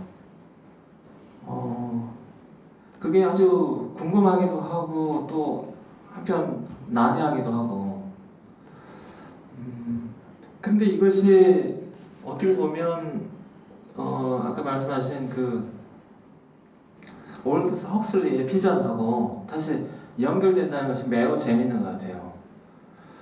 백남준 하면 조지 오웰의 그 디스토피아에 대항한 사람으로 이렇게 되어 있죠. 그리고 어떻게 보면 조지 오웰이 최종적으로 승리를 했기 때문에 백남준은 굉장히 뭔가 미래학자로서는 빵점인 거죠. 우리가 이렇게 미래가 관성적인 비참함에 떨어져가지고 이런 식으로 허덕이면서 살고 있으리라고는 생각을 못했고 그렇게 되면 사람들은 과거를 염원하게 되고 다시 어떻게 됩니까? 파시즘을 자기도 모르게 이렇게 추인하게 되죠. 그런 세상에 우리가 살고 있잖아요. 그러니까 조지 오웰 얘기를 하면서 사람들이 단순한 사회적인 비판을 이렇게 하게 되는데 좀 다른 그 예술 실천이 가로질러 가면서 다른 태도가 있다면 헉슬리일 수도 있겠구나. 그걸 오늘 배운 것 같아요. 저는 생각을 좀 못했었어요. 헉슬리가 뭐 소마라든가 뭐 각종 그런 약물을 통해서 기묘하게 굉장히 역설적인 쾌락의 영리에 도달을 해서 우리가 다 문명의 신세도 망치고 일신의 신세도 망쳐버리는 그런 사태를 생각을 했으리라고 생각을 좀 못했어요. 그게 이 전시장에 어떤 식으로 배치가 되어 있는지도 잘 모르겠어요. 그래서 작가가 있다고 하니까 그런 관점으로 볼 수가 있을 것 같은데, 이 질문을 해야 되는데 제가 자꾸 따라내리고 해서 죄송하기도 하고. 코멘트를 할까요? 그러면 저도 그냥 뭐 얘기를 하시죠. 시간 이제 계속 나오는 얘기 시간이잖아요. 그러니까 시간은 계속 뭐 저 같은 사람은 뭐 계속 염두를 둘 수밖에 없잖아요. 근데 이제 보통 전시장 같은 거 보면 유토피아 얘기 많이 하잖아요. 그 유토피아는 공간을 이제 현실 없는 장소이거나 공간일 텐데, 근데 뭐 유토피아, 저는 이제 유토피아보다는 유크로니아, 그러니까 현실 없는 시간을 더 주장하는 사람이거든요. 그 시간을 두고 왜 우리가 시간을 굉장히 주목을 해줘야 되냐면, 특히나 현대 미술에 있어서 시간을 담보로 해서 싸움이 굉장히 치열한데 매번 져요. 아시아는. 특히 한국은 맨날 지죠. 아예 져주고 들어가잖아요. 시간 얘기 들어가면 시간의 연대기나 시간을 이해하는 방식을 다 서구에 다 맡겨버려요. 그러니까 트랙을 다 줘놓고 무슨 얘기를 해요. 생각해보면 그렇거든요. 그럼 보면 이제 아까 뭐 김 선생님도 말씀하신 것처럼 뭐 서구 아이들의 특징들이, 크리에이터들이나 뭐 지식인들이 다들 그런 방식들, 방법론으로 얘기하자면 과거를 담보로 해서 현실을 구축한다 이거잖아요. 그러니까 데이터베이스를 가져오고 아카이브를 가져와서 이러저러 하니 논리, 현재라는 거, 현실이라는 부분을 사실 무주공산이거든요. 가만히 보면 이 부분을 어떻게 건축을 할 것인가에 대해서 그들의 사유 방식을 그대로 가지고 와서 여기에 논리를 펼친다, 저는 이상해요. 틀렸다가 아니고요. 왜 이렇게 의심도 안 하지? 라는 생각을 해보자는 거예요. 그러면 어떻게 해야 돼? 그래서 말도 안 되는 생각을 하는 거예요. 김 선생님 하기는 어려워요. 연구자적인 입장이니까 그 프로세스를 밟아가야 된다고 저는 생각하거든요. 근데 작가는 어떻게 해야 돼요? 거꾸로 가는 수밖에 없는 거예요. 욕을 먹든지 뭐 이상한 소리를, 연구자들이 당연히 욕을 할 수밖에 없거든요. 그래서 생각이 뭐냐면 미래로부터 현재를 구축하는 방법을 생각해야 되겠다는 거예요. 어떻게 해야 될까? 고민이 되죠. 우리가 지금 말하는, 여러분들처럼 생각해 보자고요. 미래로부터 현실을 구축하는 방법이 말로는 가능하지만 현실적으로 어떻게, 큰 고민이거든요. 근데 이렇게 안 하면 도망을 갈 수가 없다는 생각을 해요. 비단 먹고 사는 문제만 해도 그래요. 신자유주의가 이렇게 완성이 돼가지고 중국에까지 이렇게까지 꽃을 필 줄 누가 알았겠어요. 제가 작년에 칠레 가서 보니까 신자유주의 시작을 보니까요, 어마어마해요. 유적지 보는 느낌이었거든요. 그래서 와서 보니 이럴 정도로 그들의 방식이, 그리스가 저렇게 말망하고 엉망진창인 이 상태가 아직 괜찮단 말이야 하는 게 이상해요.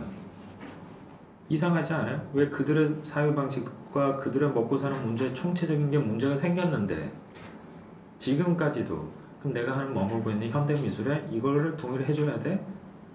그러니까 동의를 할 수 있는 부분이 있죠.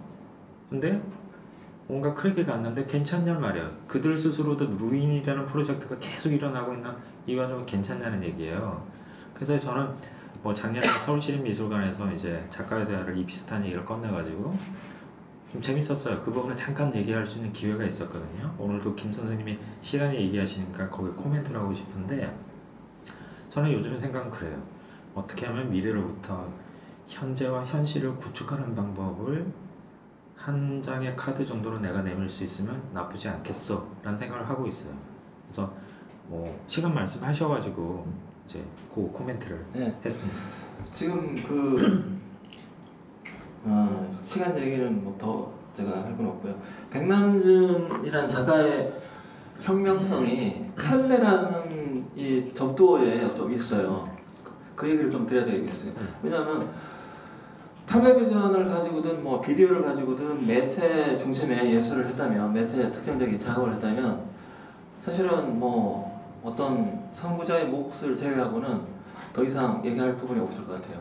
근데 미디어라는 부분을 원래 그 어떤 뭐 신학적인 연계든 그 어원적인 부분을 통해 가지고 새롭게 재해석을 한다면 백남준은 한번 세척을 해서 쓸 필요가 있어요. 그 부분이 텔레라는 그 영역인데요. 뭐냐면 백남준이 처음 텔레비전을 잡았을 때, 그것은 사실, 그건 사실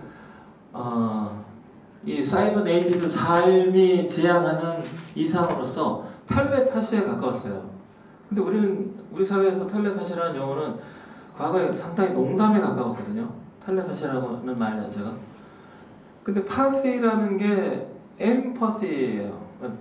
공간적인 걸 초월해가지고 어떤 동일한 작용이 있는 거죠. 그래서 텔레인퍼시라는 말을 좀 이렇게 썼었어요. 그 얘기는 뭐냐면 백남준이 가지고 있는 텔레비전이라는 이 소형 장치가 항상 수신기, 조지 오웰이 우려했던 수신기의 역할만 한 건 아니었어요. 근데 헉슬리한테 송신기 기능이 있는지 텔레비전에 그거는 묻고 싶어요. 그래서 양 작가한테 질문이 하나 떠오른 게 그건데, 약간 부연을 드리면 그 한 텔레비전에 이렇게 분할 화면으로 둘이 이렇게 배치가 되고 이렇게 키스를 하는 장면이 있잖아요. 그걸 정확하게 백남준은 뭐라고 했냐면 텔레퍽이라고 그랬어요. 리오에 있는 당신의 애인하고 텔레퍽을 하라고. 그게 무슨 얘기냐면 다른 어떤 행위들은 그만큼의 강도로서 체험이 불가능하지만 사랑이라고 하는 거는 그런 감흥이 생기잖아요.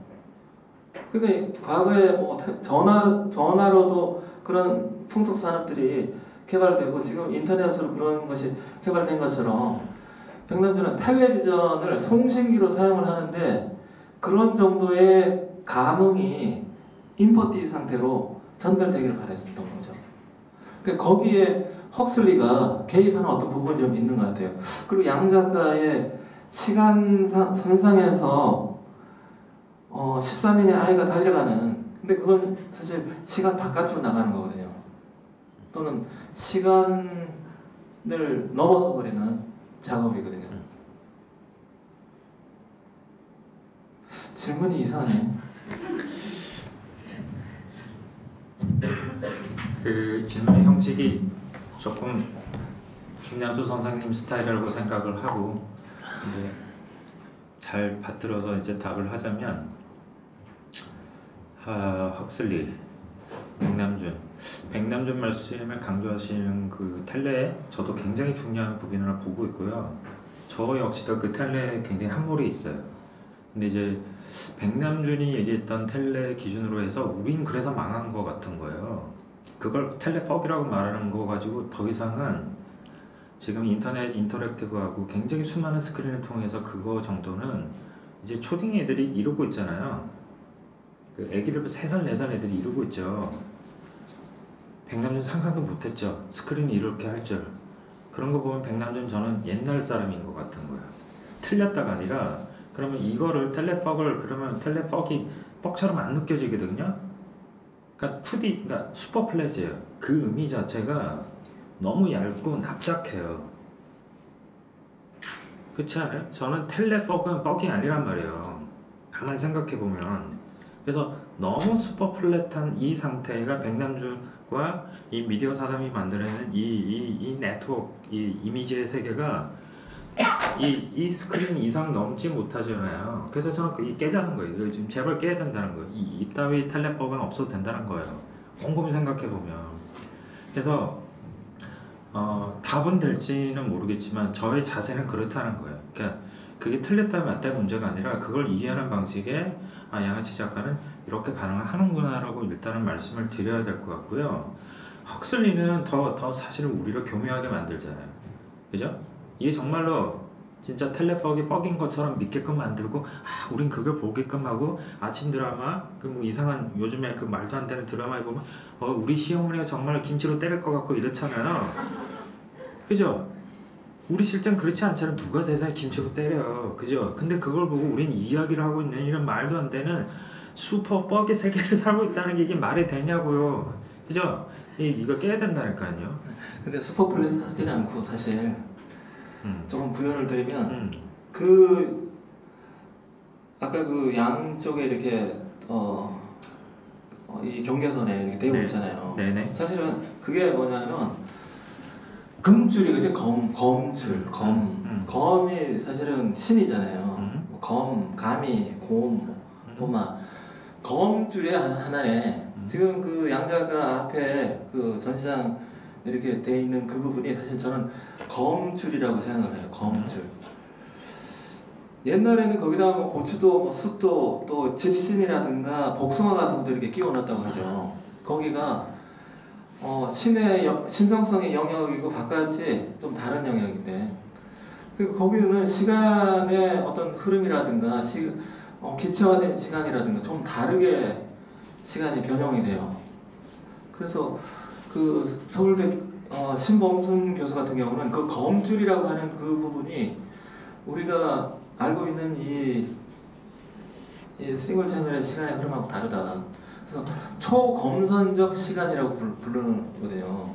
그래서 이 상을 미래로 광선보다 빠르게 보내는 어떤 시간 기계가 있다면 바로 그 부분에서 찾고 있어요.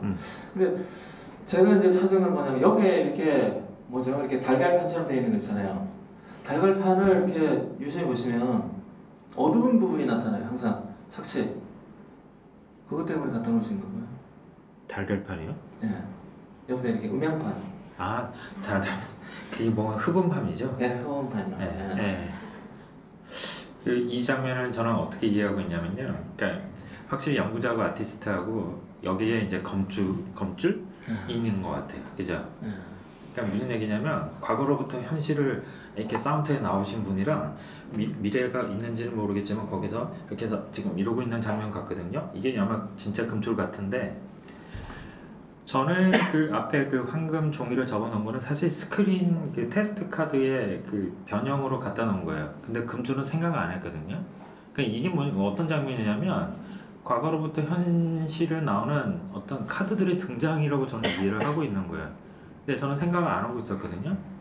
근데 그거에 이렇게 나온 거는 공간이, 죄송해요, 너무 어렵고 후진 거예요.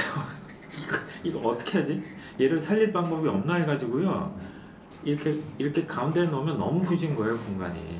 근데 빗선으로 해야 사람들이 움직이다 하고 이 트릭이 생기죠. 눈으로 볼 때. 그냥 그럴 때 만들어진 거이지 사실 금줄은 아니고요. 근데 제가 이 얘기가, 저는 김 선생님이 이런 얘기해 주신 게 굉장히 고맙기도 하고 생각할 부분이라고 해요. 근데 제가 여기서 지금 생각하는 건 뭐냐면 미래의 관점이 좀 중요하다고 보는 게, 이런 말의 태동이 있죠. 태동이 통폐합을 시켜야 되겠다는 생각을 많이 해요. 그러니까 근대화 산업화 이후에 너무나 많은 개념들이 폭발하듯이 생겼어요. 미래 사회는 이런 게 쓰일 거야 해가지고요. 건축으로 치자면 뭐 여러 가지, 뭐 요즘에 제가 생산가 때문에 뭐 프로젝트 관여하다 보니까 데크라는 말 법적으로 없는 말이었거든요. 당시에 144달러 1인당 시절에 세운상가가 등장하니까 건축법이 없는데 그렇게 어마무시한 걸 정해놓고 일단 법을 만든 거예요. 그럼 이걸 잘 생각해 보자고요.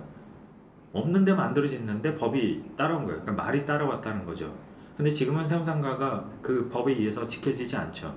허물려고 하죠. 그죠? 그럼 이게 무슨 과정이냐 보자는 거죠. 그러면 말이 생겼다가 말이 생명이 끝나는 시기가 있는데, 이거를 오히려 저는 이게 아티스트 입장에서 이제는 내가 뭘 새롭게 만들 필요가 아니라 이제는 붙여야 되겠구나 생각을 좀 해요.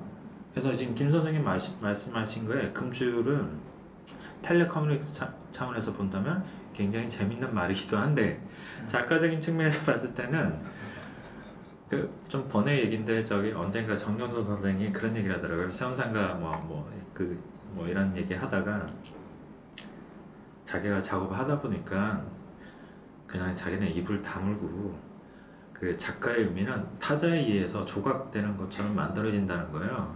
근데 나는 이제 그걸 못 찾겠는 거야. 그렇게 조각되어지는 거야. 그러니까 기계처럼 이렇게 타각을 시키죠. 근데 그 부분을 이렇게 내줘야 되나? 뭐 이런 생각을 할 수밖에 없잖아요. 그래서 저는 지금 그 두 가지 관점에서 미디어적인 측면과 이 장면에서 조금 네. 그래서 앞쪽에 이렇게 보면 아까 그 화면 조정 시간에 나오는 테스트 네. 카드 그게 네. 이제 기하학으로 차가운 기하학으로 이렇게 돼 있어요. 네. 그리고 처음에는 전 그냥 봤는데요. 뒤를 돌아봤죠. 그랬더니 차가운 기하학으로 뒤에 우주가 팽창하는 게 또 현상이 되더라고요. 그래서 되게 아차. 양자가 뭐가 있지. 그런 생각이 좀 들었어요. 그게 저는 되게 복잡한 분이거든요. 양 작가가. 그러니까 뭐 아까 시간, 뭐 빛, 뭐 행동 이런 얘기를 했지만 어떤 면에서는 텔레 보이스, 그러니까 몸을 써가지고 텔레라고 하는 국면을 이렇게 연결하는 것도 있어요. 그러다 또 빛에 해당이 되면 갑자기 텔레비전처럼 또 이렇게 써요. 그때는 몸이 없죠. 그냥 그런 식으로. 그다음에 시간 같은 경우는 어떤 언어적인 차원에서 이렇게 실행이 또 발생을 하고. 그래서 저도 양 작가의 그런 다차원적인 면이 되게 헷갈리기도 하고 또 그런 점이 굉장히 다른 분들하고는 특이한 것 같아요. 근데 초검선이라는 그 부분을 제가 들고 나온 거는 사실 백남전의 그 5차원 예술을 해명하기 위한 한 가지 도구이기도 하지만 어떻게 보면 지금 이렇게 설치되어 있는 그런 감각적인 그 소용돌이가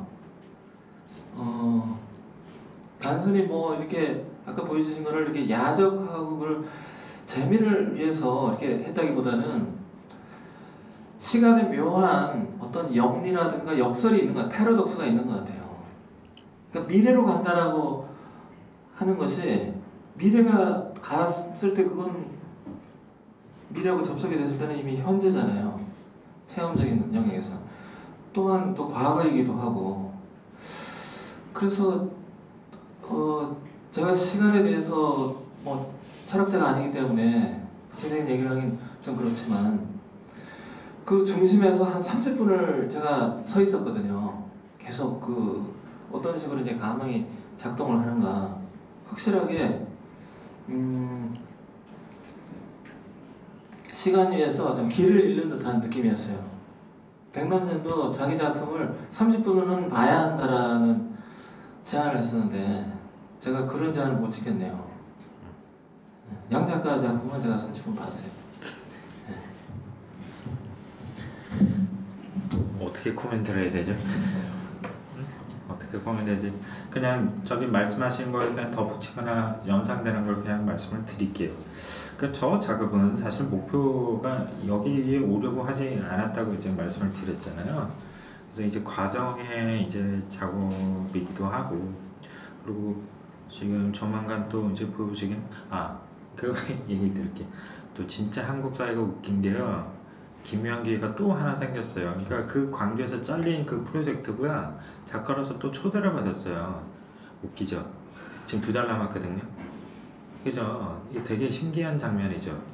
근데 이 작업을 계속 연장해서 이제 볼 생각이에요. 그러니까 제목이 조금 다른데 그 생각을 요 작업을 발전시킨 작업을 이제 곧 11월 말, 그 12월 초에 이제 볼 생각인 것 같고요. 그리고 아까 선생님이 이제 계속 말씀하신 거에 이제 가운데에서 이제 계속 얘기하시는 거에 저는 아까 아까 종이 신문, 일본 신문이나 일본 판화, 책, 미디어, 오래된 미디어에서 볼 수밖에 없는 필 수밖에 없잖아요. 아까 그 가구도 그렇고 면면들이 이제 그렇게 되는 건데 그런 거에 이미 우리는 익숙하기 때문에 새롭지는 않은 것 같아요. 그냥 거기에 우리는 익숙해져 있는데 이제 미디어라고 하면 그거를 생각을 못 하잖아요. 그 접어 있다는 그 컨디션 자체를. 근데 이제 그거를 조금 생각해 볼 수 있다면 저도 좀 텔레라는 화두 자체가 너무 이렇게 환희를 느끼는 사람이라 하지만 선생님 생각하는 만큼 아직 제가 거기까지는 따라가지는 않았고요. 일단 여기 이 장소에서는 그 주제에 몰입하다기보다는 오히려 조금 더 제가 말하고 싶었던 스크린과 헉슬리의 관점, 헉슬리가 바라보는 미디어의 관점, 특히나 좀 약간 불량한 거거든요. 백남준 공간 안에 헉슬리를 들이몄다는 거는 좀 불량한 거예요. 그죠? 그 파장이 그렇게 크지는 않겠지만 어쨌든 백남준 공간 안에 그 카드를 내밀었다는 거는 좀 생각할 부분이 있고요. 저는 이제 네 차례나 전시를 하다 보니 이 공간이 그렇게 낯설지는 않거든요. 어떤 의미를 여기 집어넣을까에 대해서 확실히 좀 많이 생각을 하게 됐고요. 그리고 약간 다른 생각을 조금 생각난 김에 말씀을 드리면, 저는 백남준 아트센터 올 때, 그리고 한국사의 백남준을 바라볼 때 좀 약간 슬픈 감정이 있어요. 그게 뭐냐면, 백남준이 이제 첫 개인전을 하고 피아노를 부시고 뭐 본인이 부신 건 아니지만 아무튼지간에 그 난리를 피우고 와장창 이렇게 그 된 상태는 우리는 되게 그 자부심을 느끼잖아요, 한국사에. 백남준 아트센터는 그걸 또 더 부각을 시켜야 되잖아요, 미학적으로. 근데 왜 그걸 슬프게 보냐면, 백남준이 떠난 자리가 미술이 되는 게 저는 싫은 거예요. 백남준이 그렇게 퍼포밍을 하고 그렇게 떠난 상태를 미술이라고 말하고 있거든요. 가만히 생각해 보자고요. 그러니까 이 컨디션을 가만 봐야 돼요. 그러니까 백남준이 와장창하고 확 지르고 난 그 시간은 기억을 못하고, 그 결과물, 그 흔적이 미술이 된다는 거예요. 그럼 정말 미술이 이거라면 정말 이게 미술이야 생각을 한번 해봐야 되는 거예요. 이게 정말 미술이었어? 그죠? 여기 창작하시는 분들이 아마 있으실 것 같은데 한번 생각해 봐야 돼요. 그냥 그 흔적을 미술이라고 말한다면 이건 좀 틀렸어라기보다 사실 그게 맞는 거라는 질문도 저는 좀 오히려 김 선생님을 포함한 뭐 여러분들한테도 오히려 좀 드리고 싶네요. 현정 씨가 답해야 되잖아요. 네. 김 선생님이. 네. 93년도에 백 선생님이 되게 애처롭게 이 캠코더를 가지고 이렇게 피아노 건반을 누르면서 이거 하나만 잘하면 음악사에 남을 텐데, 그런 얘기를 하셨어요. 그리고 그걸로서 91년도에 센터라는 잡지에다가 쓴 글에 나는 미술사에 남고 싶다, 이런 제목의 글을 쓴 적이 있어요. 중요한 거는 음악사에 백남준이 남지 않았어요. 미술사에 남느냐라고 이렇게 지켜보고 있어요. 그건 좀 다른 의미인데, 백남준이라는 아티스트가 유명한가 하고 좀 다른 문제인데요. 플럭서스가 이제 등재가 되고 있고, 그다음에 몇 년 전에 존 케이지라는 분이 이제 그 뭡니까 회고전을 하면서 이제 등재가 되는 과정에 있는 거죠. 서구에서 미술사라는 게 우리가 쓰는 그게 아니잖아요. 서양이 다 펜트를 치고 있으니까. 근데 백남준이 미술사에 남을지 안 남을지를 그냥 드라이하게 질문을 하면 모르겠다라는 거죠. 지금 양 작가가 얘기하신 것처럼 어쩌면 뭐 이런 개념들도 얘기를 하고 또 퍼포먼스를 하고 흔적을 남기고, 또 독일 같은 경우에 아카이브가 잘 돼 있음에도 불구하고 그것을 흘러간 이미 어떤 잔해물, 한 아티스트의 정신적인 그 쇠성물, 이렇게 부서져 버린 거죠. 그걸로 생각을 할지, 아니면 우리가 그런 쇠성물을 다시 구성을 해가지고 정신의 뼈로 만들 수 있을지, 그건 아직 결정이 안 된 것 같아요. 그냥 객관적으로 말씀드리면. 그 백남준 센터의 역할이 크긴 크네요. 그리고 따지고 보니까. 근데 오늘은 백남준 얘기보다는 양 작가 얘기를 좀 더 해야 될 것 같아요. 예. 항상 여기 오면은 백남준이라고 하는 깔때기로 이렇게 빨려들고 말거든요. 이게 큰 문제입니다. 예. 저도 이게 고질병인데요. 양한치 작가의 그 황금색으로 이렇게 되어 있는 평면적인 의자, 2차원적으로 이렇게 되어 있는데 그것이 이렇게 접혀가지고 구부러져 있더라고요. 커브드 이 타임 스페이스처럼. 저는 되게 그게 암시적이기도 하고, 또 옆에 있는 흑음탄의 그 작은 그 구멍들이 또 검은색에 마치 뒤에 있는 우주적인 그런 광경하고 묘하게 매치가 돼서 우리가 살고 있는 이 우주가 사실은 4%밖에 알려진 바가 없다고 그러잖아요. 나머지는 암흑의 세상인데 그 암흑의 세상으로 우리가 나아가려고 몸부림을 치고 있잖아요. 사실은 그 부분으로 고양이 눈과 이 새 눈이 필요한데 동시에 그런 암흑이 우리 주위를 감싸주고 있는 거죠. 사실은 자궁처럼 검은 우주의 자궁이라는 표현을 쓴 적이 있는데요. 이상이 쓴 것 같아요. 검은 우주의 자궁. 그런 되게 편안한 느낌을 받게 됩니다. 이 음파와 광파가 이렇게 막 회열을 치는 그 가운데 저는 상당히 위안을 받게 됐어요. 그리고 이 차가운 기하학하고 뒤에서 나오는 그 이상한 그 음파가 묘하게 뭐라고 제가 형용사를 쓸 수는 없는데요. 마치 시간 위에 길을 잃어가지고 어디 복숭아밭으로 들어간 것처럼 복숭아같이 있는 낯선 그 헤테로토피아로 들어간 것처럼 되게 재밌었다는 거죠. 제가 표정한 얘기를 못 드리겠네요. 그런 게 없다고 볼 수는 없죠. 흑음함의 등장이라는 게 이제 소리만 질러대는 스피커가 있으면 한쪽에서는 받아주기도 해야 되잖아요. 그죠? 소리를 내면 누군가는 받아줘야 되고 밝음이 있으면 빛이 있으면 어둠이 있어야 되고 균형이 이제 맞추는 건데 제가 버릇이 그래요. 그냥 뭔가 뚜렷한 이유라기보다 저는 이렇게 보여도 평화주의자거든요. 이렇게 평화로운 게 좋아요. 저는 그냥 이렇게 흐르면 이렇게 머무르지 말고 이렇게 쭉 가서 이렇게 잘 돌았으면 좋겠거든요. 그러니까 소리도 그렇고요, 빛도 그래요, 저한테. 그래서 아마 그게 은연중에 아마 몸에 나왔던 것 같고요. 저는 되도록이면 어떤 의미 부여를 안 하려고 해요, 최대한. 그리고 뭐 작년에 선생님하고 얘기를 했지만 그 서구가 만드는 자꾸 서구 잘못한 것처럼 얘기하지만 어쨌든 피할 수는 없죠. 서구가 만들어내는 시 지각의 세계에 대해서 저는 굉장히 의구심이 있는 사람이거든요. 그들의 방식대로 생각하기가 과연 쓸모가 있는 생각 계속 해야 되니까 핑계가 필요한 거예요. 시 지각이 아니라 지각과 촉각이 만나는 방법을 좀 생각해야 되겠다 라고 해서 소리 부분을 더 예민하게 좀 작업을 했던 거는 사실이고요.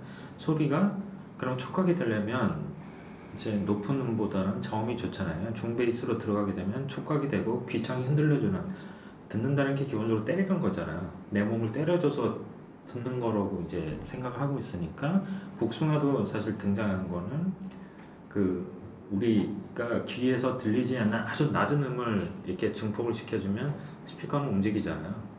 시각화된다는 거죠. 그러니까 들리지 않는데 시각화된다. 그러니까 그런 거를 통해서 제가 좀 느낀 건 뭐냐면, 저도 그렇지만 사람들 보신 분들은 그 감정적으로 표현해요. 그 뭔가 이렇게 좀 이렇게 뜨겁다는 사람들도 있고, 복숭아 같은 경우는 되게 야하다는 얘기 많이 들었거든요. 되게 야하다는 얘기를 들었길래 왜 그랬니? 했더니 복숭아가 뭐 여인의 엉덩이를 뭐 상징하고 오는데 저는 사실 그게 관심이 없거든요. 근데 그 시지각의 세계를 어떻게 대처할지 판단을 못하고서야는 이게 완전히 블랙홀에 빠져버리는 것 같아. 그들 생각 방식대로 내가 답을 하지 않으면, 글로벌 텍스트라고 하죠. 이 부분은 내가 어떻게 대처할지 너무너무 스트레스인 거예요. 그러니까 얼마 전에도 그 독일 큐레이터가 와가지고 면담을 하는데 제가 한 얘기가 있어요. 야, 너 무슨 얘기 할지 알고, 너 내 이름만 알고 왔지, 너 내 사이트 안 들어가 봤잖아, 그리고 네가 어떻게 얘기할지 안다. 마치 그 저기 쇼생크 탈출의 모건 프리먼처럼 마지막에 그러잖아요. 그 흑인이 네가 나를 보내주든 안 보내주든 상관없다고, 그냥 나는 내 얘기를 할 뿐이고 네가 판단했으면 난 내 보내라, 뭐 그런 장면이 있잖아요. 제가 그 교도소에 있는 느낌이에요. 작업을 하는 사람 입장에서. 그러니까 그 창작 밖의 텍스트의 세계에서 이 부분을 어떻게 대처를 하느냐에 따라 스트레스가 되기도 하고 재밌기도 하거든요. 근데 이제 제가 왜 이런 게 점점 더 들으니까 나이 먹으니까 에라 될 대로 되라는 생각이 드는 거예요. 이게 뭐 될 대로 생각이 아니라 마구마구 작업하겠다는 얘기가 아니에요. 정확하게 내가 생각하는 방식대로 하되 이제 그렇게 제안을 하겠다라는 얘기고요. 그 다음에 이제 김나훈 선생님이 얘기해준 건 사실 귀한 얘기예요. 기본적으로 저한테는 되게 생각해 볼 수 있는 그런 말들이거든요. 제가 김 선생님을 안지 이제 회수도 좀 돼가는데 저는 처음에 적응을 못했어요. 이분이 말하는 게 그냥 제 편으로는 주어 5개, 뭐 동사 12개 쓰는 사람이다 뭐 이런 얘기를 하거든요. 무슨 얘기하는지를 모르겠는 거예요. 아마 여러분도 아마 좀 몇몇 그런 느끼셨을 거예요. 물론 이제 반대로 제가 무슨 얘기하는지 모르시는 분들 있으실 텐데 저는 이제는 조금 적응이 됐거든요. 이제 그러니까 오히려 저보다는 더 멀티하신 분이라고 저는 생각하는데, 근데 이제 그것이 김 선생님 말이 옳다 이 부분이 아니라 저는 작업하는 방식이 그 앞서 이제 얘기 드렸던 거 과거를 담보로 해서 현재를 만드는 방식. 그러니까 한스 울리 오브리스트는 오히려 그런 얘기를 직접적인 얘기죠. 그게 툴이라고 그러잖아요. 자기 큐레이팅 방식을 툴이라고 하죠. 뭐 저희들끼리 얘기하면 대단히 무식한 방법이라고 저는 생각이 들거든요. 어떻게 이걸 툴로써? 그럼 그 툴로써 우리 같은 작가를 휘두르겠다는 얘기잖아요. 이게 말이 되냐는 거죠. 응? 말이 되냐는 거죠. 차라리 영화 킹콩 보면 그 무인도에 이상한 킹콩 잘 살고 있는데 백인 아이들이 걔를 데려가고 싶어서 전시됐다가 도시가 한번 큰 난리가 나죠. 이제 그런 수밖에 없지 않나 싶기도 하고요. 백남준 아트센터에서 제2 백남준 말고요. 제2의 뭐 혹은 제2의 킹콩을 차라리 만드셔서 이게 좀 배양을 해야 될 때라고 저는 생각이 좀 듭니다. 이건 코멘트도 아니고 답도 아니고 그냥 선생님 말씀에 코멘트 차원에서 말씀드려요. 저도 양 작가가 쓰는 개념들을 이해 못해가지고 헤맨 적이 많이 있어요. 대표적인 말이 소실점이라는 말이에요. 소실점. 소실점은 그냥 원문법에서 이렇게 해서 그냥 사라지는 꼭지점이잖아요. 근데 이분 굉장히 독특하게 사용하세요. 계속 귀를 기울여야만 돼요. 그 말이 용례 속에서 다수의 용례가 스스로 합의를 봐가지고 아 이런 건가 소실점이? 근데 또 아니에요. 또 들어야 돼요. 계속 들어야만 하여튼 어려운 시간이 있었습니다. 근데 문득 제가 이거 준비하면서 과거에 인터뷰했던 거를 다시 보게 됐어요. 거기 미들 코리아라는 그 작업을 하신 게 있죠. 그 아마 양 작가한테는 이렇게 뭐 백남준 아트센터에서 비둘기 작업으로 에르메스상을 탔던 그 출세작보다도 더 중요한 의미를 갖고 계신 걸로 저는 알고 있는데요. 그 미들 코리아의 미들이라고 하는 것이 우리가 생각하는 것처럼 단순히 중간지대 또는 우리가 미디어라고 할 때 그 미들 있잖아요. 중간에 비어있는 또는 그걸 연결해 주기도 하는 그 어떤 연결자 또는 상원 그런 걸로 생각을 했는데 그걸 읽다가 제가 깜짝 놀랐어요. 뭐 그런 내용이 아니고 북극과 남극이라고 하는 그 극단적인 지점들을 잡아다가 포획해가지고 거기다 넣는다는 거죠. 미들에다가. 그러니까 거기는 우리가 알고 있는 어떤 이게 중용적인 그런 것이 아니라 극단성의 어떤 집합체 같은 거, 결집체. 그거를 다시 생각하게 된 거는 이번 이 시간에 아주 중요한 수학인 것 같아요. 그럴 때 소실점이 뭘까 다시 생각해야죠. 다시 리셋키를 눌러야 돼요. 그래서 아까 미디움 얘기도 이렇게 막 하셨지만 사실은 양 작가가 사용하는 미디움은 개념이 좀 다른 것 같아요. 이건 다 숙제일 것 같고요. 제가 뭐라고 얘기를 하는 게 부질이 없어요. 그냥 가능한 한 가지 해석 중에 한 가지에 지나지 않는데 마지막으로 한 가지만 제가 첨언을 하면 헉슬리가 보여주는 저 세계가 사실은 장 꼭도라고 프랑스 유명한 시인이죠. 영화 감독 있죠. 그 사람이 그린 아편이라는 그림을 참조할 필요를 느껴요. 아편을 했어요. 그랬더니 시각이 다 자기 눈으로부터 이렇게 원뿔처럼 이렇게 다 나가요. 원뿔. 그래서 자기 눈앞에 있는 것들을 다 원뿔 모양으로 이렇게 그리고 있는데요. 그게 제가 아까 말씀드린 괴델의 빛 원뿔 곡선이랑 똑같이 생겼어요. 그러니까 시지각을 초월해가지고 본다라고 하는 그 비전놀이가 가능한 단계에서 헉슬리도 그런 문장을 쓴 적이 있는 걸로 저는 알고 있는데 기억을 하고 있는데요. 아까 보셨던 거듭 제곱의 멱에 의한 그 세계가 이렇게 보여주는 거 있잖아요. 이 원뿔 안쪽을 시간성 곡선이라고 하거든요. 그리고 그 바깥이 제가 아까 말씀드린 초공선 시간이라고 할 수 있을 텐데 그 영역과 그 바깥 세계 사이에 묘한 이 뭐 테스트 카드니 이런 식으로 이렇게 뭔가 좀 자르는 듯한 단면을 그거를 이렇게 갖다 놓은 거죠. 저로서는 시간상의 곡선에서 뭔가를 잘라가지고 이 원풀을 보여주고자 하는 것 같다는 인상을 받게 됐습니다. 사실은 매우 재밌었어요. 이게 알베 영역이라기보다는 거의 방심 상태에서 그게 몸을 던져야만 하는 그런 작업이라고 생각을 하고, 그래서 저는 텔레에다가 심퍼시, 그러니까 신세사이징이죠.